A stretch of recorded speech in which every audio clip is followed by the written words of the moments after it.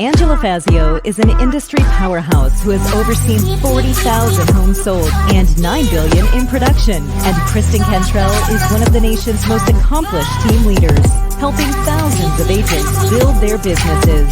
They are passionate about educating, encouraging, and empowering moms in real estate. Our next episode starts now. Good morning, everyone. I am Kristen Cantrell. And I'm Angela Fazio. You're watching Moms in Real Estate. And today we get to talk to Kristi Newman. She's from Ontario, Canada. She has a great love of horses. She's a bonus mom with a stepdaughter. And she just has we're going to talk about how hard it is to get shit done. That's what we're going to be talking about today. So Kristi, welcome. Give us a little background about yourself. Hi there. Thanks for having me, guys. So yes, I'm just outside Toronto in Ontario, Canada. We're just getting through winter, thank goodness. We've been shut down with this COVID stuff, so it's been a bit crazy. I've been in real estate for 5 years now, but I've been living that lifestyle my whole life. So since I was 10, my mom got a real estate license. So I've been in the real estate lifestyle since a kid. So didn't your parents own a couple of RE/MAX brokerages? Yeah. So my parents bought a RE/MAX brokerage when I was 13. And so I worked there doing phones and cleaning the office. And then they built that up. The RE/MAX that they bought was going under, basically. There's only 6 agents left. And they bought it then and built it up to one of the biggest real estate brokerages in our region, and then sold it. And they bought a second franchise and then eventually built that one up and sold it as well. And now we're on to building a new endeavor. So well, that's cool. What made you decide to get into real estate 5 years ago? Like, you'd always been entrenched in real estate your whole life. Well, what ended up having you get into it just 5 years ago? Yeah, so I'm in the horse industry, and I've been training horses and riding with Olympic coaches since I was 10. So my whole life I've been doing that. And then I've gone to school, done, degrees and blah, blah, blah, a whole bunch of different things. And I love learning, and I love the flexibility of building your own sort of empire. And so real estate is obviously the best way to do that. And I love the different pieces of trying to fit everything together with real estate and finding the right house and the right properties for people that just feels right for them, for their quality of life or whatever they're looking for in their life. So yeah, that's sort of kind of how I moved into that, as more of a business. So. That's awesome. Yeah, we were talking about, I am so eager to hear about your horses. Yeah, I had no idea how many you had. So give us a little background about that and what you're doing and your stepdaughter's involvement, all of that. Yeah. So we are we have 100 acres, which used to be in the country. I would say it's the country, except that the city is moving to us. So we are that typical farm on the outskirts of town now that is getting, all the developments around us and all the different subdivisions. So our business here is an equestrian center. So we have an indoor arena, outdoor sand rings. We have 40 horses here. We have some stallions, some baby horses. So it's just a constant game of fitting everything in. And then we teach. So I teach riding lessons, and we have a growing riding school here. So we teach riders right from never riding a horse ever, right up to competing in the 3 different Olympic sports. And then we also hold new programs here that are for people that don't necessarily want to ride, but want to be around the horses, because I know most people know that the horses are used for helping people heal from PTSD and confidence issues, anxiety issues. So horses are amazing at helping people. So I've started programs here at the farm where people can come and just be with the horses. And we do leadership programs and confidence and connection classes with kids, and then meditation, all sitting with the horses or working with the horses. So that's a whole new thing that we're started last year. And now we're really picking up the pace with that. So I don't know why, but horses freak me out. I don't know if I was anxious, I don't know how I would be able to become unanxious. Oh, yeah, they're amazing. Yeah, I think that's so cool. And I think it's so cool that you have created that in the last year, because how fulfilling would that be? Yeah, I mean, they're beautiful. Don't get me wrong, but they're big. Yeah, they're big. But they are big. Calming. I feel like if you were able to go up and take care of them and brush them, and I could totally see how that would work. I tell people they're connected to the world. And when you're around them, you can just feel your anxiety and stress go away. Even if you don't go in with them or touch them, just even being near them, they have like an energy field that goes out about 30 feet. So our energy field goes to the end of our hands when we stick it out, but their energy field goes out 30 feet. So when you're in within 30 feet of that horse, the best way to describe it for people that don't do this kind of stuff is, you know how you put your food in a microwave and you hit some buttons and it spins around and it comes out hot. I don't know what the hell happened in there. Like something happened in there. I don't know. The food just came out hot. It's the same thing. So when you're around the horses or in nature, it's like all of a sudden their energy is working with your energy and you just get healed. You don't have to know why. Science hasn't caught up yet to being able to measure it, although they're starting to. But it's like you just come out feeling better and like they just make you feel better. So same idea as I can't doubt that, because God created us in the beginning to take care and lord over the animals, and we were their keeper. And so the interaction was very, very personal, between man and God's creation. And so I guess that shouldn't surprise me at all. No, and think about our civilizations. Literally, cities have been built because of horses. Agriculture, we have food because of horses. We've won wars because of horses. Literally, our entire lives have been dependent on horses up until recently. And my big theory here these days is that I think that like other countries that still depend on horses for their like well-being and their life have less mental health issues, and our cities and stuff have increased mental health issues. And I am not so sure that that's not because we're getting away from the horses and nature. So if we were, so I think there's an inverse relation. So the higher the mental health issues, the lower we use horses, and then the opposite. So it's sort of interesting. And so I think more people need to be around them. So by making them more accessible for people who don't necessarily want to sit on them, because like you said, Angela, like you're. Oh, we lost your voice, Kristi. We lost your voice. You want to be around them, and this is way for people to access them. So, yeah. So tell me, with your daughter, is she involved more in like getting to be a great rider? Does she involve herself in all of the things that are going on there? Like, tell me about that. So no, not really. Although she's into wellness and that mental health space and social work. So she's actually going to college for that, which is amazing. I mean, because I think that it's a growing concern for people. So no, she does know how to ride, and she does come to the farm and ride and hang out with the horses and stuff, but she's going a bit of a different direction for schooling and going to get into hopefully helping people in lots of different ways through the college program. So that's awesome. I love that. Yeah, I know. I agree. That's awesome. Okay, so I want to ask you, I love when I hear somebody that's passionate about something, has another business, and then they get into real estate and they learn how to intertwine the two. So tell us how you intertwined real estate and your passion for horses. Yeah. So because our space here, this 100 acres is besides the horses being on the property itself is super healing. There's great big old trees that are like 100 years old and this crazy spring-fed pond.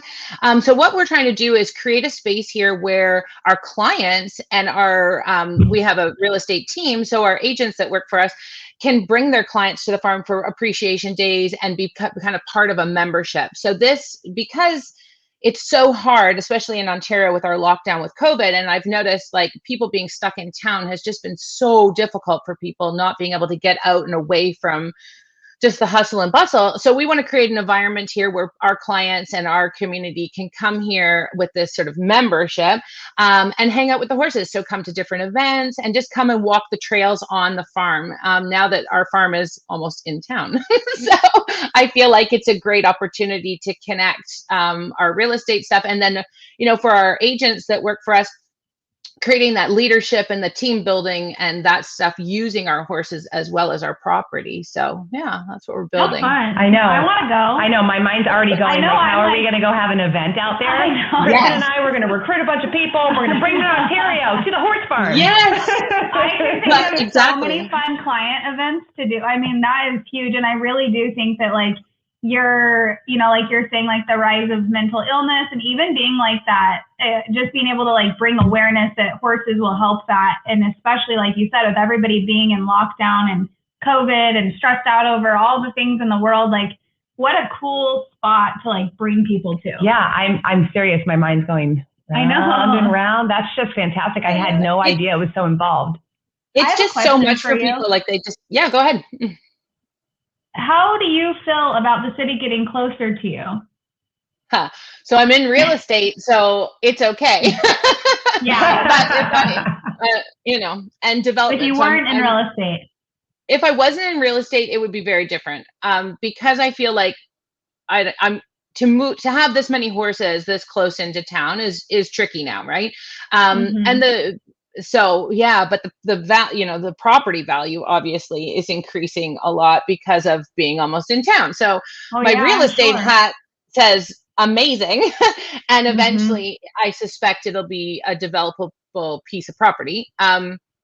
So that's amazing. The other side of it is that it's sad because the property has been over 100 years. It's had horses on the property, and the farm used to be a breeding farm for thoroughbred racehorses that used to race here in Canada and then go down to Florida.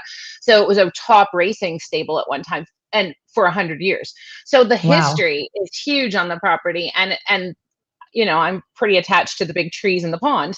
So it's it's interesting, and it's getting louder. So our street, we had to put a gate up on our driveway because if a horse ever gets loose, they could get on the road now. And so the road is so busy that we have to keep the horses safe. It's not to keep people out, it's to keep our critters in.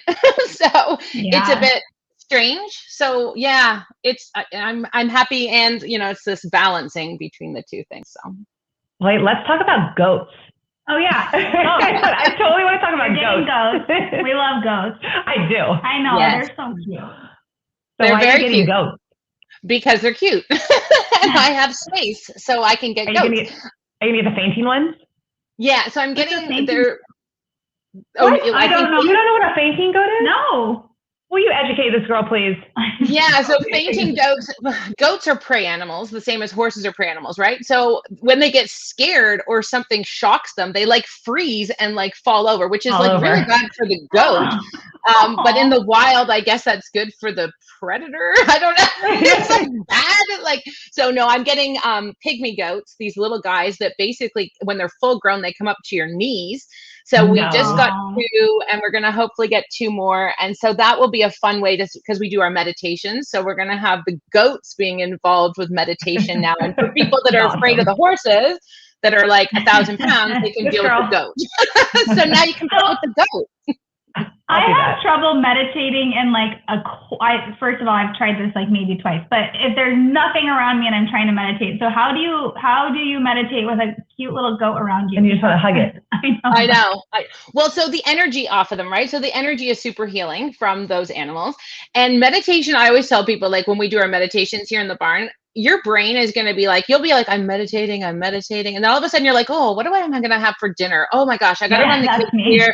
I got to do the laundry. And they're oh shit, I'm meditating. And you got to come back to meditating. So I tell people, you know what? That's your brain just sweeping itself out. I mean, it's supposed to happen. It's going to ping around, and that's amazing. And the more you keep trying to meditate, even 90 seconds a day, you will get better at it. It's just like flexing your muscles when you're building muscles. It just takes time, and you think you're failing at it. You're totally not failing at it. You're totally winning. It's just, you're I'm supposed to be quiet in my head, and you just, it's okay. I can't be quiet. I know. I'll be like, okay, Lord. I'm Lord, I am going to spend 10 minutes with you, and we're just going to talk. And then I'm doing exactly what you said. I was just thinking. I'm hungry. Are we going to go to Rock Lobster today? Should I have this or that?